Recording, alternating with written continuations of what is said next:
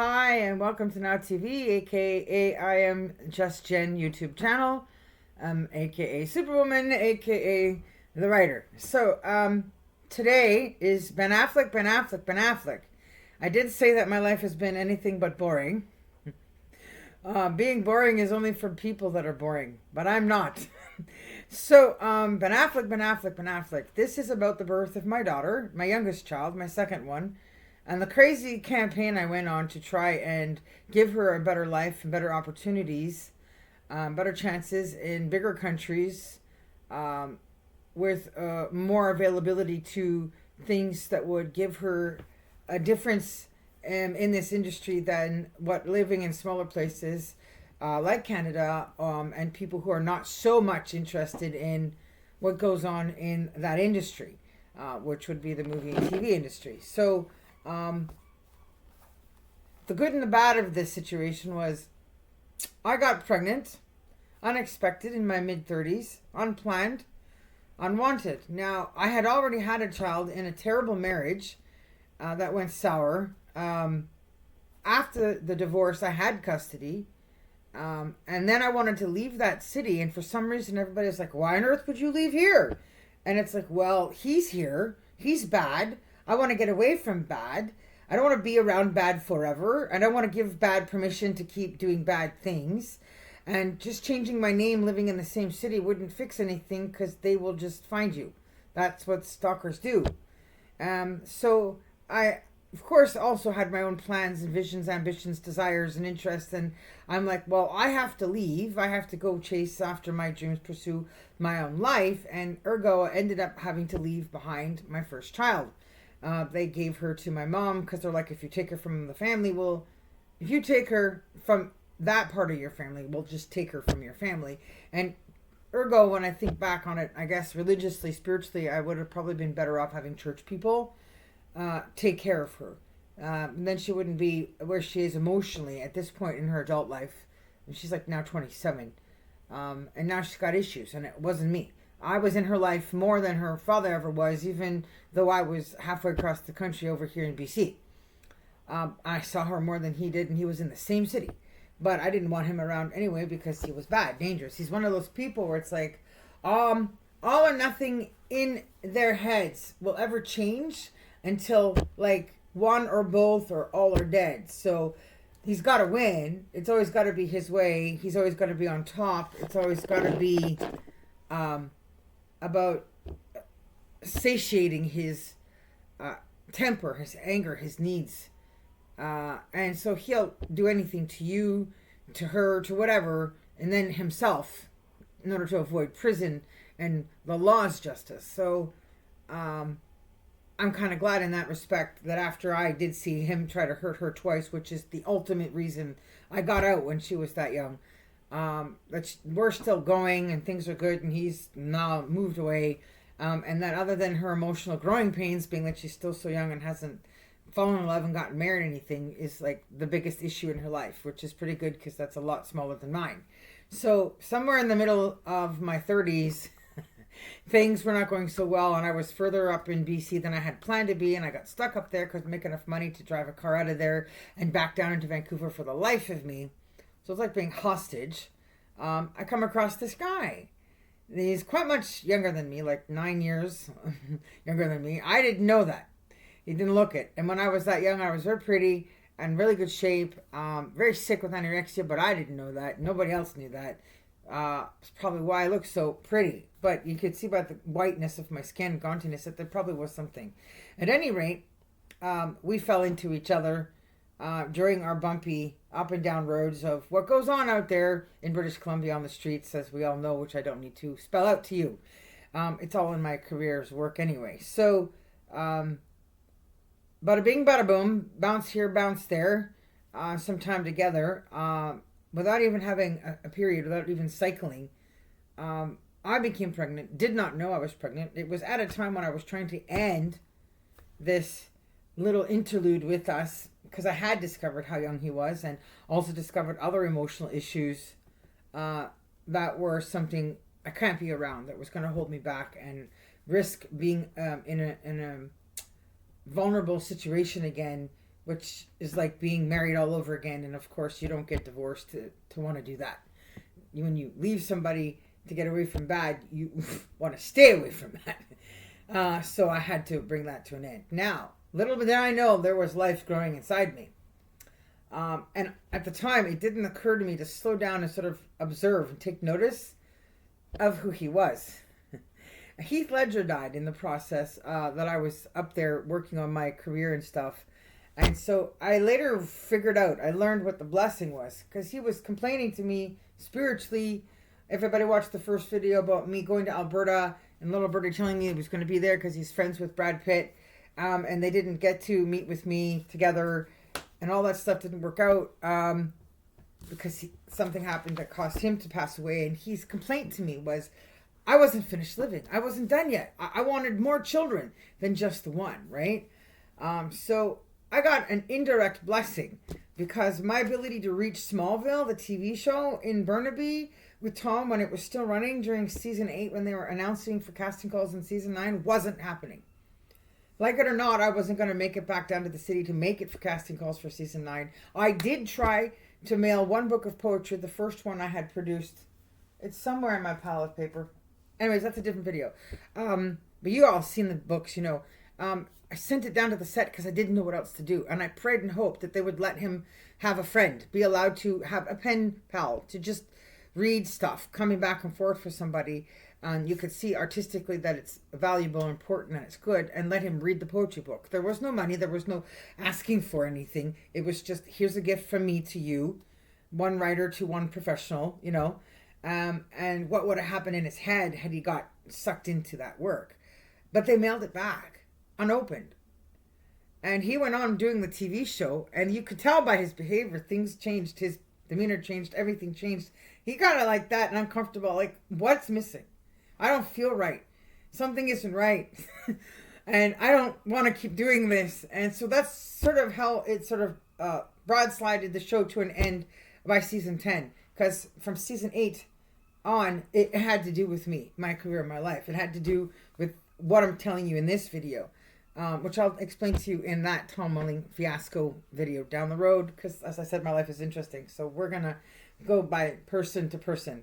And in this one, I wanted to show people what was valuable about the gift that Heath Ledger gave me.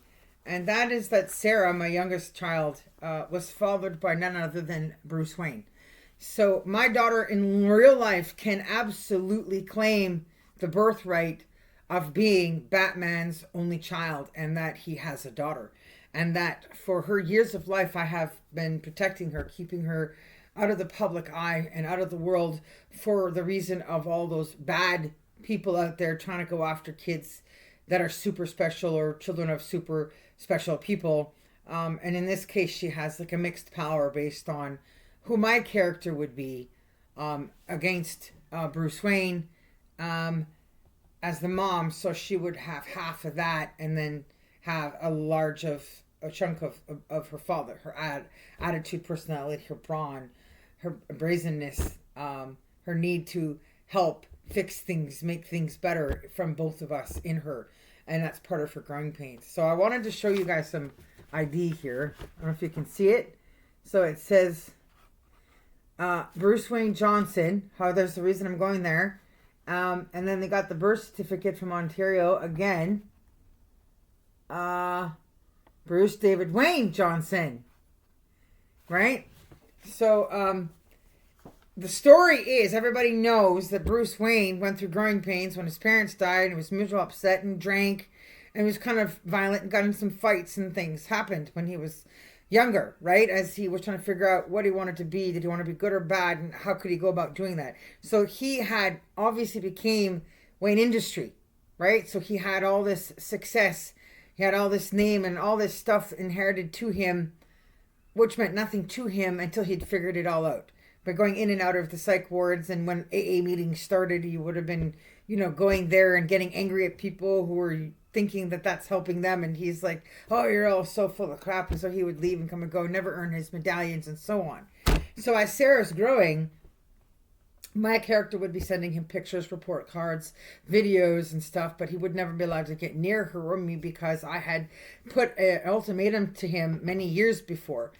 If you want to know your daughter, be around her, be a part of her life, you have to be sane. And so you have to go to anger management. You need to quit drinking. And all these things is what was on the line with Bruce. So if anybody has seen the Bryan Singer version of the movie where Batman kills Superman, and everybody was upset and complaining, oh, that's not right, the movie was too dark, because Superman doesn't die. He lives like 1,000 years from another planet. People will die. Humans die far before he will, and many generations before that'll be a problem. And Bruce, being a human who's just got a lot of money for tech and look fancy and whatever, is definitely just human when you take it all off. So he would die far before Superman ever would. But somewhere in there, Bryan Singer's instincts sort of just drove straight, knowing I have to make it this way, but never, not really knowing why. I couldn't understand it. I tried to interact with him a few times on Twitter, but he never delved in deep enough to find out about me, what's in my head, my work, and the stories that had already built itself from the blessing that Heath had given me. So at the time when she was born, it didn't occur to me that I had been blessed with the child born to Batman, that I was an interesting woman, I had an interesting sex life, that I have Superman on this side of me and Batman on this side of me from two different series, TV and movie, and then Heath Ledger somewhere like the angel overseeing my life above me in the middle. So I did eventually click in, but I had already started the announcement that my intention had been to give Sarah up for open adoption. I wasn't looking for a closed adoption where she didn't know me. I was looking for a way for her to grow up with a better person, better circumstances, better life, somebody with more money, more stability, nice house, who's got the time to take off and want to stay home and be with her and grow with her and learn with her and teach her and stuff like that, which I had no interest in doing. I was never that kind of person. I didn't have enough of that in my own life growing up. I didn't want to turn around and sacrifice more of that from my life and give it to somebody else so they could have it. It's pretty hard to want to keep a child and look at a child that you didn't pray for, didn't ask for, didn't dream about, was not part of your career or its plans. It's pretty hard to find a way to say, hey, I can settle into motherhood and like this job and enjoy this very much. Just because you look at it and go, oh, it's beautiful. So she was beautiful. When she was laid in my arms, it was just struck how much I had been blessed by God, by the life he had sent, that he had said the cost of Heath's life and the connection between you two spiritually. I decided I want more than just one child out of you. And so he made me look at her. And in spite of how I was feeling like run over by a truck and I had the car seat on the road and I just said like, hit us. In spite of that feeling, when I looked at her, that little girl, this beautiful bundle of joy, looked at me, and I don't care what anybody says about children's emotions when they're first born and not able to identify and feel. That's a load of crap. She looks up at me and her eyes are glowing, these beautiful, bountiful brown eyes of brand new life, just sparkling, glittering and glowing. And she smiles. She's like, thank you, God. There's no return ticket. I'm going to accept this, Mom. That's mine. And you'd never seen a baby so happy in her life that God had sent her to be that child, to be that particular daughter of that particular woman. And I guess it was respecting my entire career, the whole aspect, and my relationship personally with God and my religious disposition of my life and what I practice and what I know to be true. So that blessing passes down to her because Mom knows what's going on. She knows what to do. She's not going to mislead me. But when I looked at her, she was so beautiful and so perfectly made. I didn't see me. I saw her joy looking at me. But when I looked at her, no practice, no rehearsal, no second drafts. This wasn't planned. But when I looked at her, I wasn't even thinking about Ben Affleck. I wasn't thinking about, oh, well, maybe Bruce should adopt his child. Bruce Wayne should raise her. Batman should have her. I saw Tom Welling. I saw A man who was married to a woman who'd been together 10 years. They didn't have any kids. Now, we can all guess why, and we might be right, but we shouldn't go any further than just guessing and assuming, because we need to hear from their side. I have my theories, and that little girl fit into the solution around my theories. And I looked at her and I thought, geez, he's perfect for her. She's perfect for him. They need to know each other. He needs to be allowed to give him the choice and the right to accept this offer of raising this child in Hollywood, in his care, in his home, while he's doing his movie work or his TV work. In fact, he probably would have done more movie work, and he would have tried harder and done better, and he would have had more lead roles, and maybe he'd even have his Hollywood star by now, and he'd be up there with Brendan Fraser and Ben Affleck. At any rate, he wasn't given the chance to play the character of Superman in the Hollywood movies, and he was sort of hurt, downtrodden, taken aback, because he thought, I've done a really good job of this on television. I'm awesome. Right? I am a good person. God blessed me, sent me here to play this role. I've tried my best to be the best I can and not understand why it didn't work.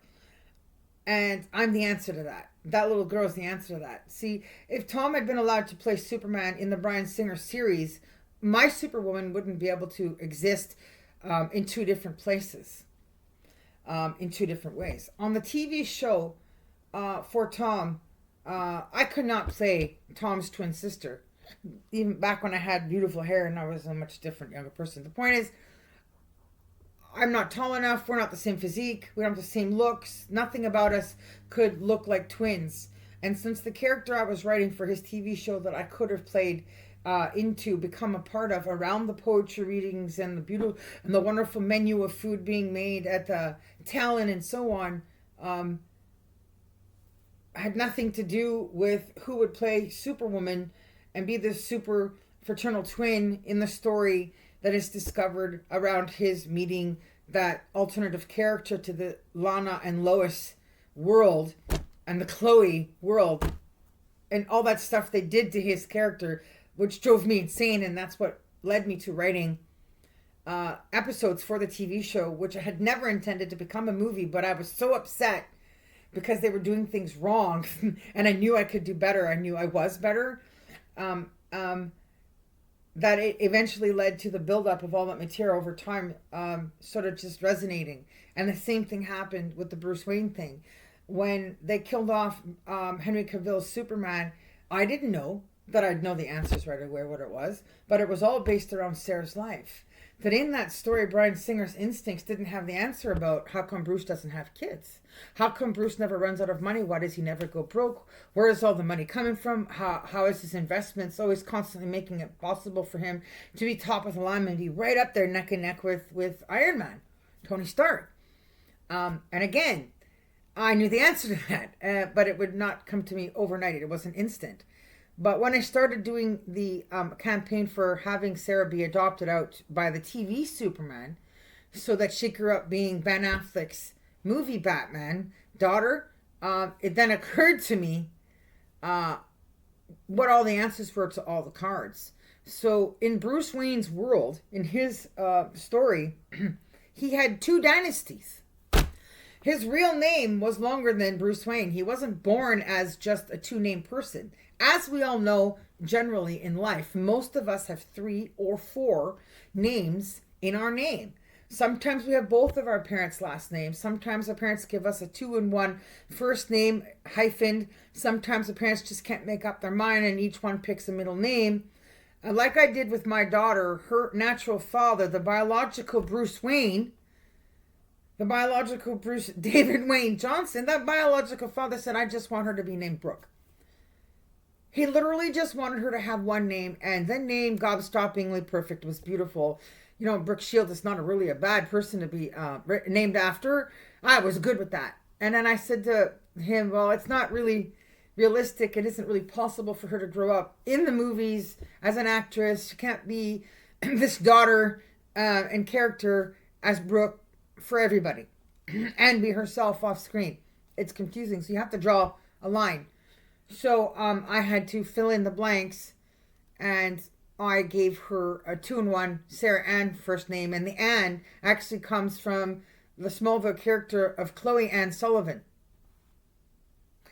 because I wanted some part of the triangle of nightmare of love that Clark was not finding restitution in, like they kept writing it wrong for Tom, to be resolved. So I wanted some part of that show to be carried on in Sarah's name, and I didn't want Sarah's name to be just this typical Sarah by itself. So I took the H off, and it's Sara. And lo and behold, so many decades later, well, no, she's only 14, so it's just, there was another woman who did the same thing. She named her daughter and spelled it exactly the same.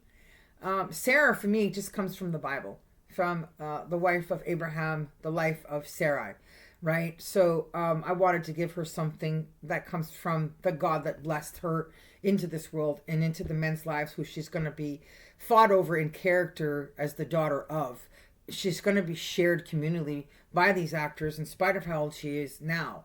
But at that point, the campaign had been to do open adoption, so she'd know who I was, and I would come and go from Tom's life to and from his house in America. And I'm being a security industry expert, could actually work for him when he's travel. So she have extra benefits, just like Moses' mom got to play the nursemaid to her real son, even though the Pharaoh's princess had no idea that the little girl that had got the mom to care for him was actually the birth mother. I'm guessing maybe somewhere in the back of the head, mother to mother.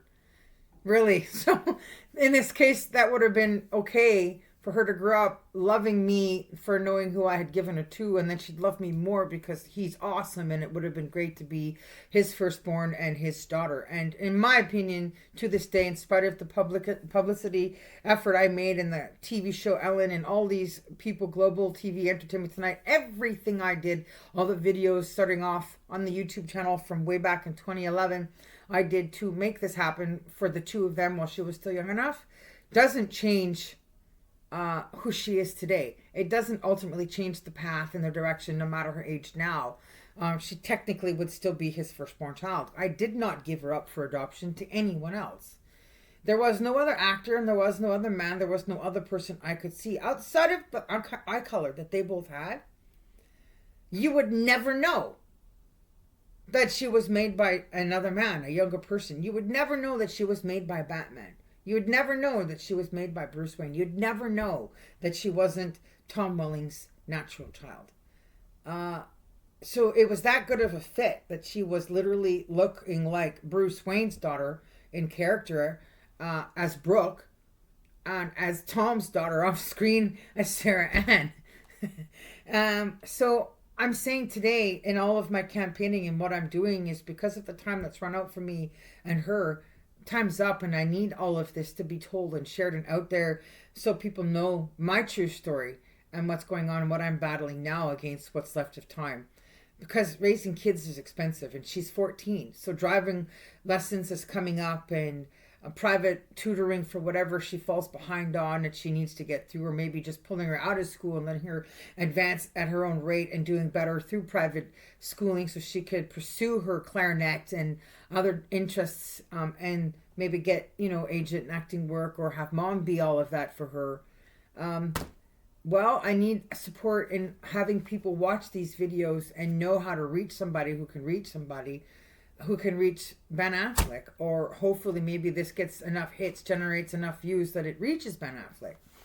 I want to show you guys what Bruce Wayne would look like when he was younger. So the movie character would be like similar to her biological seed.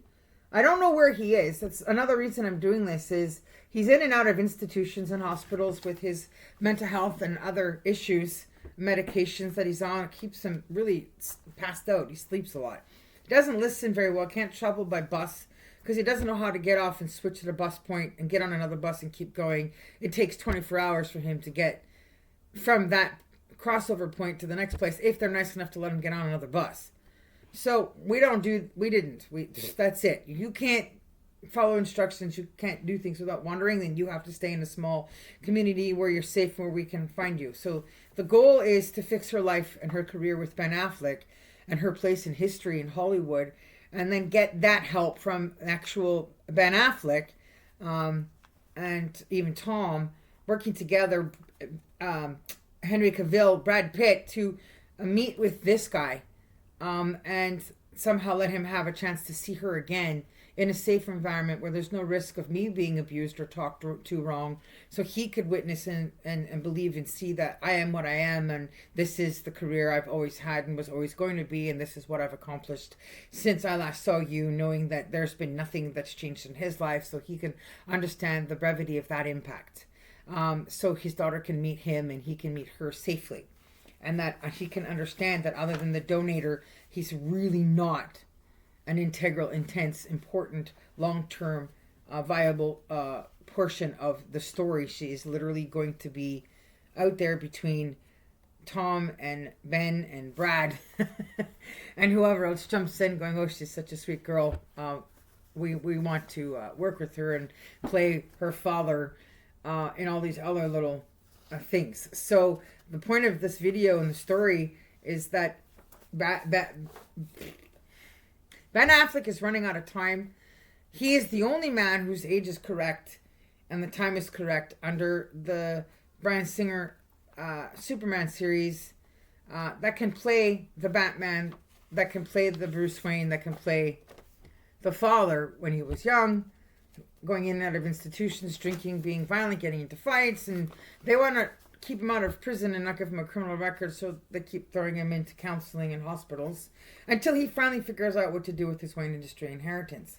But what he never brought to light, what he never ever said, what he kept under wraps, the secret was the double blessing he had by having a second industry, a dynasty that was also there for him to benefit from financially, to secure his future and take care of his needs and whatever it is he decides to do. So what happens is, in his case, Bruce David Wayne was his first three names. So David would have been the middle name that his parents had blessed him with. David would have been likely a name taken from some family member from either the mother or the father's side. And then Johnson would be the maiden name family that the mother comes from. So technically, he had actually inherited two dynasties. So he had inherited the Johnson and Johnson dynasty. Everybody knows the dynasty, Johnson and Johnson. And it was around a long time. In the history of the creation of the character of Batman, the Johnson and Johnson industry was literally either there before the Batman character was invented or right around that time. So his mother's family had started that company and helping people with these products that are tear-free and safe to use environmentally and hoo-ha. And he kept it under wraps. And so as time goes, everybody's asking, how come he never runs out of money? Why does he have so much of it? Where is he investing his money? What is he doing that we don't know about that we need to know about? Because he had decided, when he had finally figured out he wants to be Batman and invest his money and time in creating a new self and character and stuff, he knew that the extra name didn't sound right. Right? All of those names didn't sound right. As a Batman in his head, Bruce is thinking, Bruce David Wayne Johnson is too long. There's too many names. It's too much to say. I'm not going to, hi, my name is Bruce David Wayne Johnson to everybody every time he meets them. And so he decided, well, I don't need all four names to be Batman. And he worked it out that he just shortened his name down to having everybody just know him as Bruce Wayne. Although logically everybody would know what he would likely have a middle name. But nobody ever bothered to care to ask, because clearly he didn't want it to be known. He wouldn't say it or talk about it unless he really had to. Aboriginal people were like that too, actually, back in the histories of the days. Like, nobody actually liked to say their name or say out who they are. Like, if they can avoid it, they don't really talk about it too much. Like, people guessing. And they change their name according to events that happen in life, with changing locations, directions, and growth in tribes, right? So you might be a little girl twirling skirt, but when you're an adult, you maybe become morning star as a woman, right? This doesn't stay the same. And in life, we have the same option. Our parents give us this gifted name at birth, but as we grow and change and find our own self and identity in the world, we may not choose to keep or want to have that whole thing. So he, in this case, kept his Johnson and Johnson dynasty under wraps, quietly. But I have clearly decided that his daughter deserves the right to enjoy the wealth and the inheritance of both of her father's dynasties. So I made sure she had his name and the Johnson name on her certificate. So it says, where is it? Sarah Ann Brooke Johnson, and then his name is there, Bruce David Wayne Johnson. And then I put my maiden name down there. It says Jennifer Suzanne Norfolk. I do have a middle name as well, but nobody knows that as well because I don't mention it often, but I'm going to confess to say that. Now, I don't go by that name legally today. I go by my legal pen name, which is Jennifer Cooley, as all of you know. But I know this is going to come to fruition at some point, so there's no point in me running away from it or avoiding it. I'm going to have to deal with it. So I'm letting you know that when they ask me what name do you put on the birth certificate, I was changing my name to Jennifer Cooley permanently because I had changed it a couple of times to figure out who I want to be, how I want to self-identify in my career, like other people have through the years.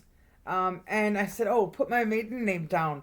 That even though my legal ID at that time was changing to what I am now, I said, put what I was born as because that's the mother, right? That's essentially the person I was trying to be growing up that died again and again and again. And the death of her and the death of the story of Jennifer Suzanne Norfolk is very much the same as the death of Bruce David Wayne Johnson. It's the death of Batman, the person he was as a child, Bruce David Wayne, and her death, becoming the two superhero characters we become on paper to each other. So Jennifer Suzanne Norfolk turns out to grow up to be Bruce David Wayne in character as Superwoman to Batman that only Ben Affleck can play. So we've hit that mark in history and time where if we go too much further, it'll be beyond anything we can repair. There's no one else can play it, so we have to get this show on the road. Sarah's 14 now, so she's easy to teach, follow instructions. She's slendered out her body, her size. It's good. We're at a good point. She's good with clarinet. She's traveling the world doing missionary work from churches and playing clarinet and going with band. So she's getting out there. So the story can now come to where Bruce can actually go find her for himself. He can go show up in places. Like this year in real life, her band is going to the UK and then it's crossing over the tunnel, I guess, and it's going to France. It's going to Paris and stuff, and they'll do little stop-ins and they're playing music. And so I'm not going to be there. I'm not a part of chaperone or volunteering. It's a lot of money. It's like $4,000 to send each kid. And they still want them to sleep in churches on floors and sleeping bags, even though it's not a missionary service through church. It's an actual just band from the city. And it's one of the most popular, successful bands around in that region, which I will not say for the safety of where she's living, which is not here with me in this apartment in Vancouver, which is point of the character of Superwoman trying to keep her kids under wrap. She's had two, and they're both special to who their fathers are in the story.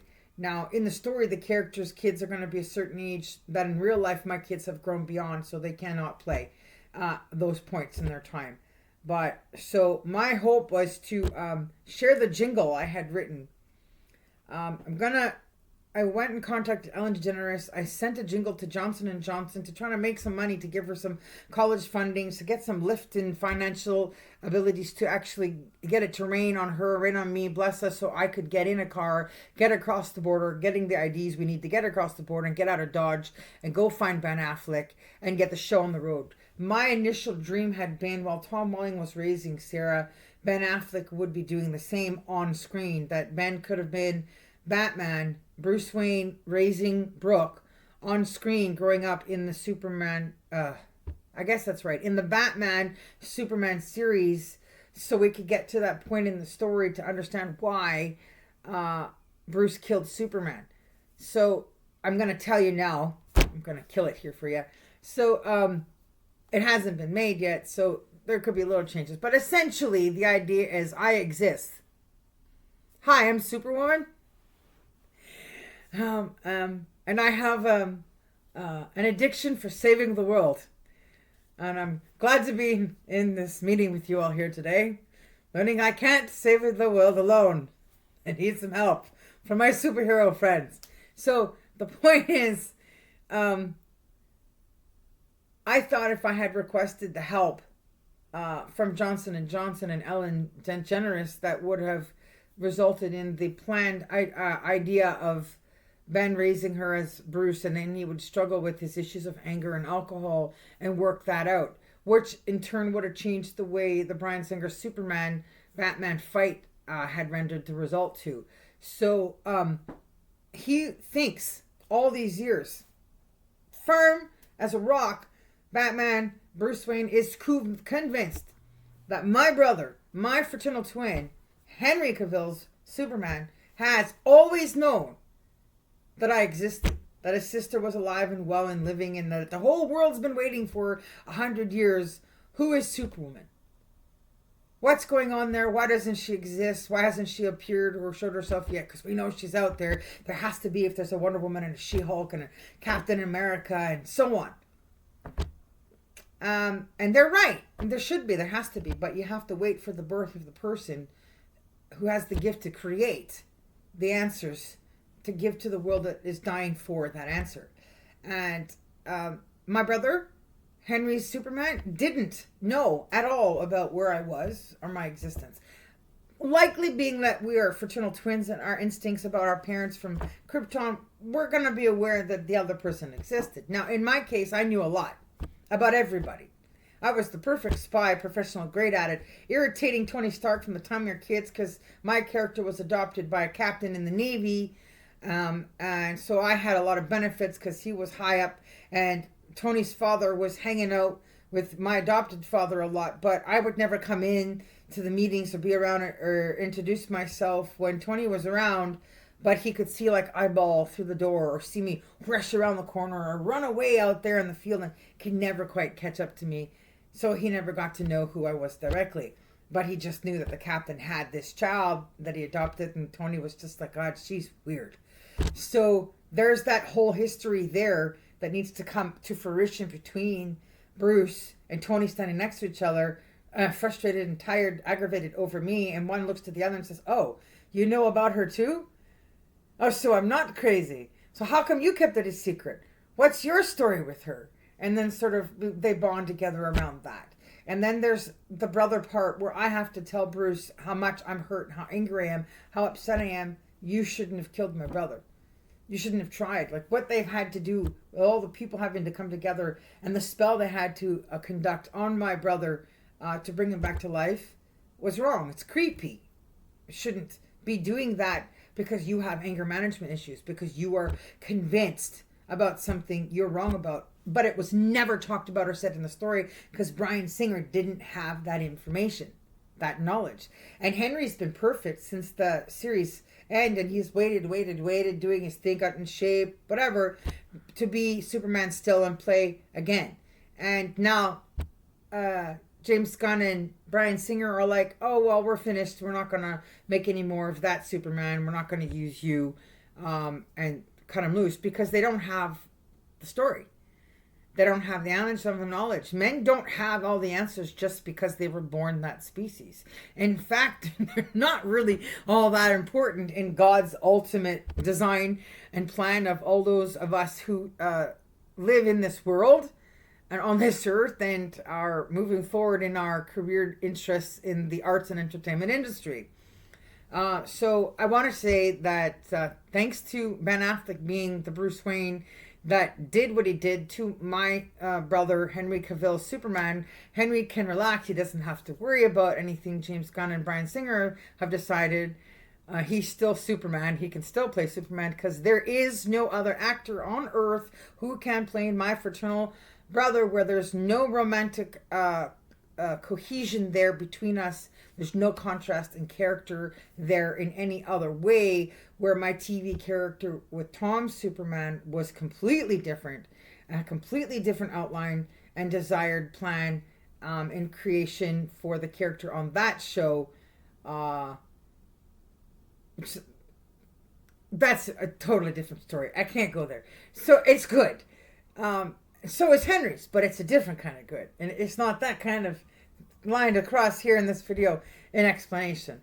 But I have hair that is a nightmare. No matter how long or short it is, it's either wavy or curly. It was mostly wavy when I was young, but after having kids, it became extremely curly. And I have this thing, traditional S curl. It never stopped.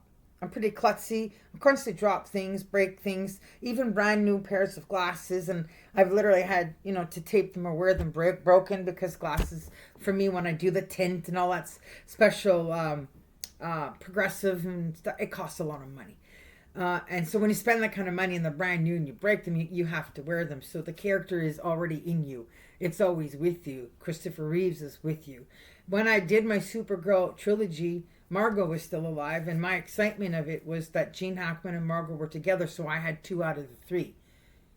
So I was hot pants. I was on fire with wanting to get all that done. And then the fire burned out because she relapsed on alcohol and the poison killed her. She died. And I stopped recording her section. And I haven't done it since.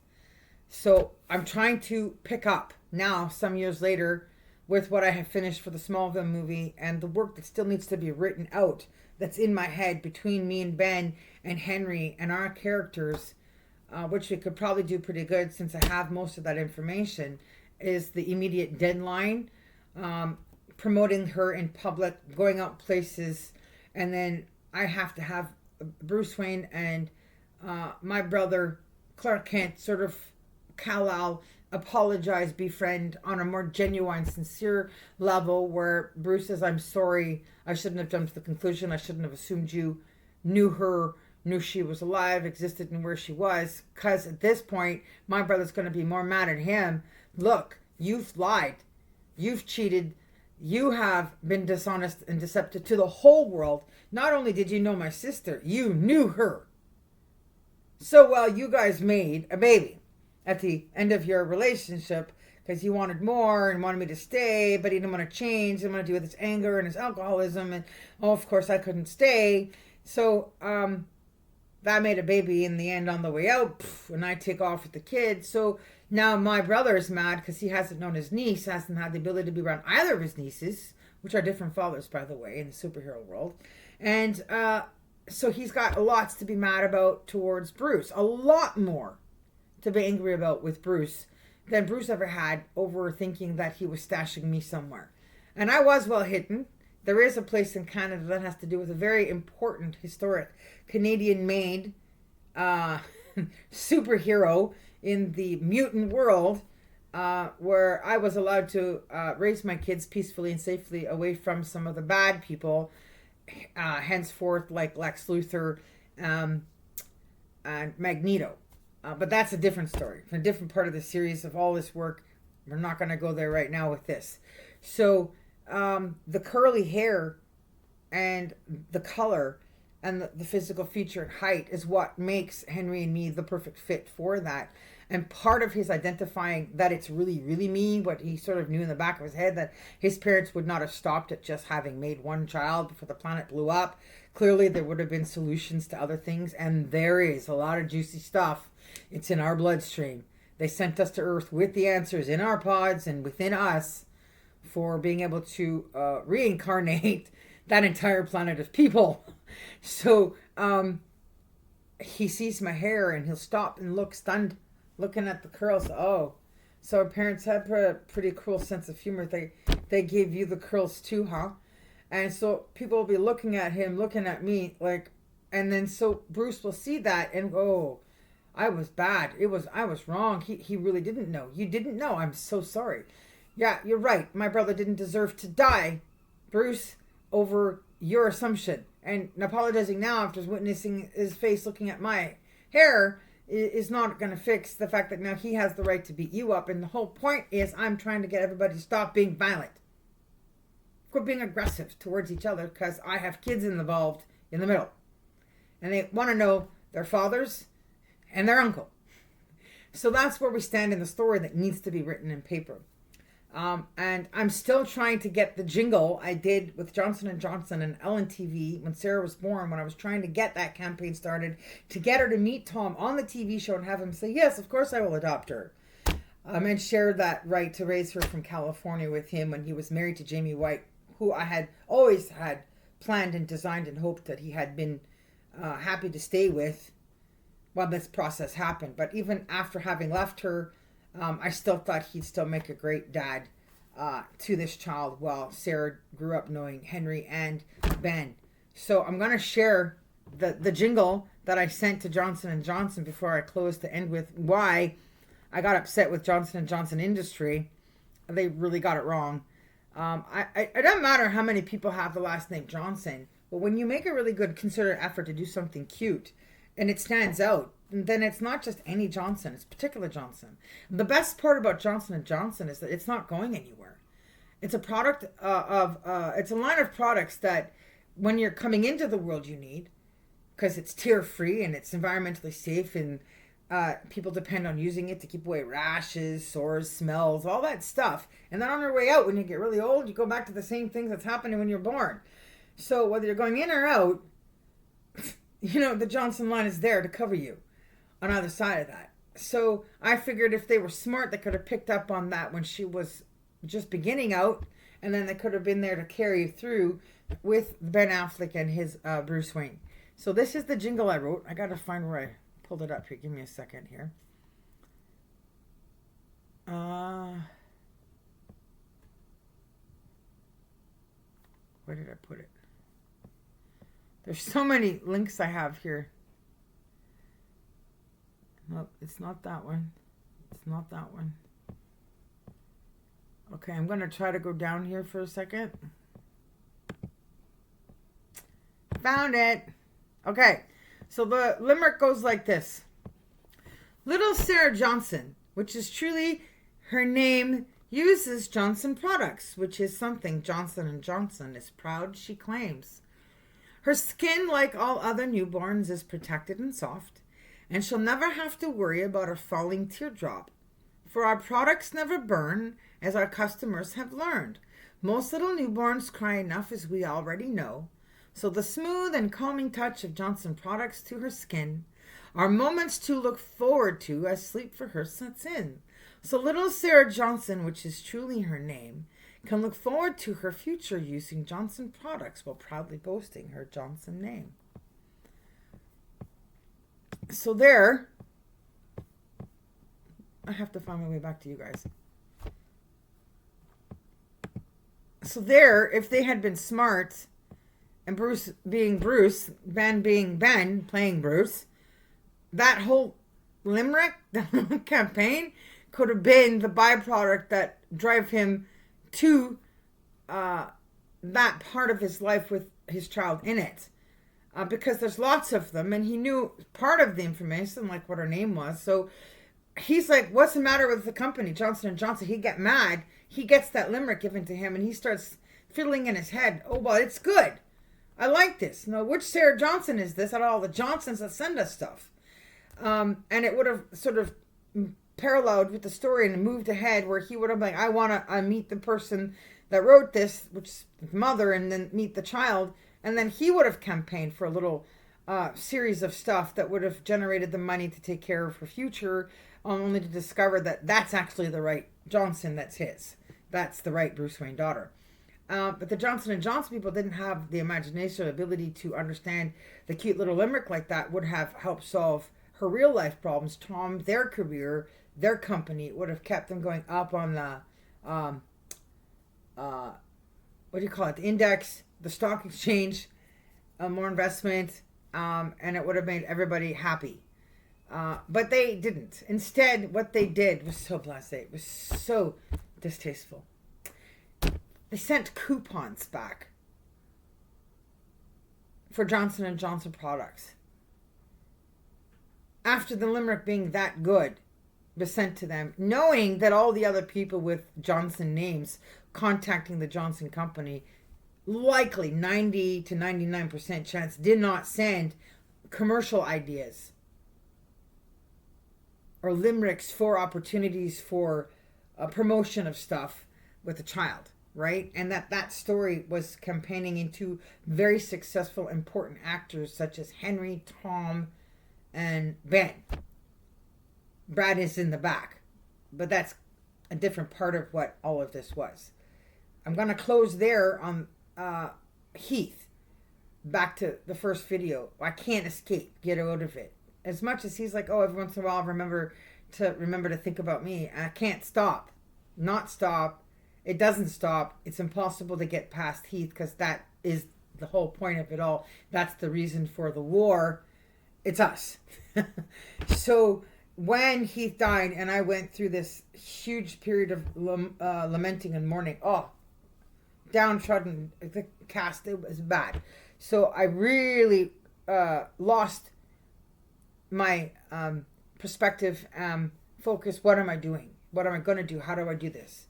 I had always dreamed and desired from the time I saw A Knight's Tale as a young person in theater, which I mentioned in that video. I had always wanted to do A Knight's Tale 2.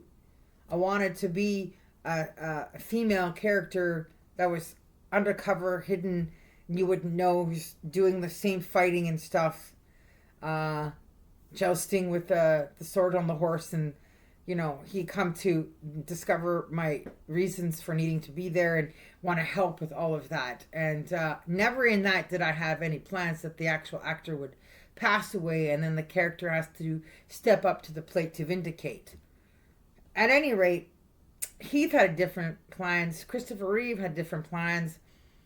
God had different plans. Fate had different plans for me. I was not going to be writing A Knight's Tale 2. A Knight's Tale 2 was not big enough. That wasn't the size that Heath had measured in his head, in his spirit, based on the career he had already had by the time he had passed away, the movies he had made, right? He had made the mistake of doing 4 different movies, 4 different characters that were really strong, and was really important to swing back and forth on the pendulum, which caused a huge problem in him mentally. Plus, I was out there I was in and out of active and dormant, and active and dormant, because when I'm dormant I was working and still moving forward, so it made it harder also. And then he turned to sleeping meds, aids, to help him pass out, shut it off, so he could sleep without dreams and stuff, and that sent him to the other side. So he's now floating around being my angel and I can't get out of it. And so when that happened to him, I thought, what am I going to do? Heath, what am I going to write? How do I continue on with my life and career when you were so much a part of it? And so that's when it hit me. That's when Christopher Reeves and him and God and just the spirit of the industry and the people and the fans just all sort of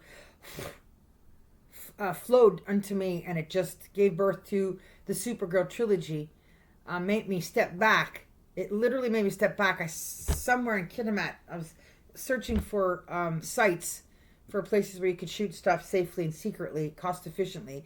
And there had been rain recently, and I stepped back, and my shoe went into water. There was a puddle. Stepped back, and all of a sudden I could remember my childhood. I could think of Christopher talking to me. I could think of Knight Rider. I could think of the Phoenix Foundation and Devon and all this stuff, and all that I've been touched by and inspired by, all that was there for me to dig into and sort of just get it out there. And I remembered when I was a little girl, I had said after watching the Supergirl movie, I'm going to grow up to write the second one. I'm going to write Supergirl 2, because they had done stuff in the movie that had triggered me emotionally, upset me. I'm like, wait a minute. I'm not like that. I'm just me. I'm a different person. I'm unique. I am myself. And I want the world to know that difference. But I'm not going to go there because I'm not here to preach. It's a completely different story, which will come out throughout my career. But at any point is, the energies that be had not forgotten that I had said that. And they had made this moment for Heath's successful career to be justified by the rise up I would take in his place from there, that Phoenix from the flame, for losing him and River Phoenix, which were 2 very important people at 2 very important, pivotal, emotional, sensitive times of my life, to produce what I have now succeeded at doing. And I never ever did get to write A Knight's Tale 2. And the moral of it is, the work I have written for Heath, he's very satisfied. It's much more outstanding and better than what it would have been had I stuck with that original level and safe place and goal with my writing that I could manage where it just would have been starting at, A Knight's Tale 2. So ultimately, all those people and their energy were right about the impact I would have in stepping up to the plate and taking over in his shoes, and honoring that and climbing up to a place that's equal to his place, like holding that Oscar myself, or winning my own and making it worth it so that people can see he's not gone, he's not lost. Never. He's always here, always with us. I have this little joke where it's like, I'm not dead, I've just had a sex change. And when you get to know me and you get to know my work and you get to know my story, you sort of will get to know that. And getting to know Brad, getting to be around me, will get to know that. So y'all know that I have a connection and communication where he sort of tell me how to go about it. So that's how I came to realize what Heath was doing by my using and not using and being around Bruce David Wayne Johnson that I didn't see, and the way things ended in the rocky relationship, that he was already writing it. That the blessing was that Sarah was the daughter of Batman, and of course he won the Oscar for Joker. So that would have been the moral of where he was the driving force and why he was making the decision. No Knight's Tale 2. Instead, you're going to do Superman and Batman and create this enormous phoenix from the flame out of your career. Don't worry about it. I'm up there and I got you covered, and it worked. So if you guys can get this to Ben Affleck, we're running out of time because it's not just Batman with Ben that I have in mind. It's also the accountant. I love that character for my own emotional, moral reasons inside me, where he could play the accountant again, and this time it's about him finding his wife. So the second movie becomes the accountant's wife. So the sooner that gets to him, the sooner we all get to work, because I need Henry and him and me, at least the three of us, to sit down. Maybe Bryan Singer, if he's good, we can sort of put together the script that needs to be done for the movie that needs to get started as soon as possible, now that she's 14 going on 15, and I need money for her education and training and all of her skills and all that stuff that she needs to learn to adapt into in order to become the proud daughter of both Batman and Superwoman, and the proud niece of Henry Superman. So it's complicated, and I can't just write it all by myself and do it in 2 weeks. So it's very vital.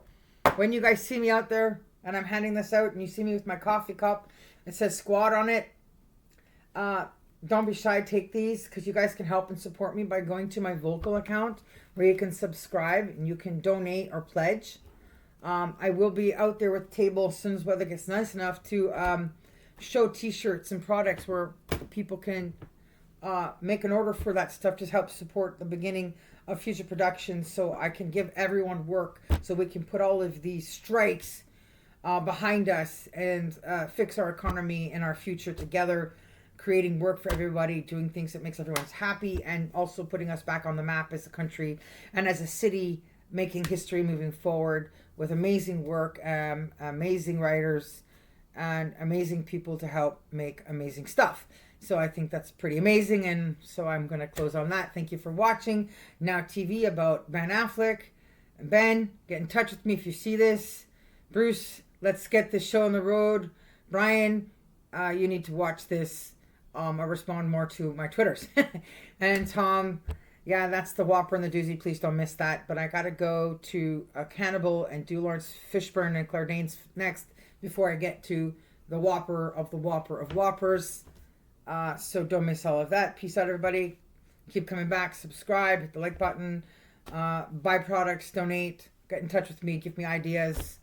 We'll see what happens as I reach that 1,000 videos and 1,000 subscribers to go on to do, professional rain pennies onto my page video status again, as it was when I was originally on YouTube back in 2011.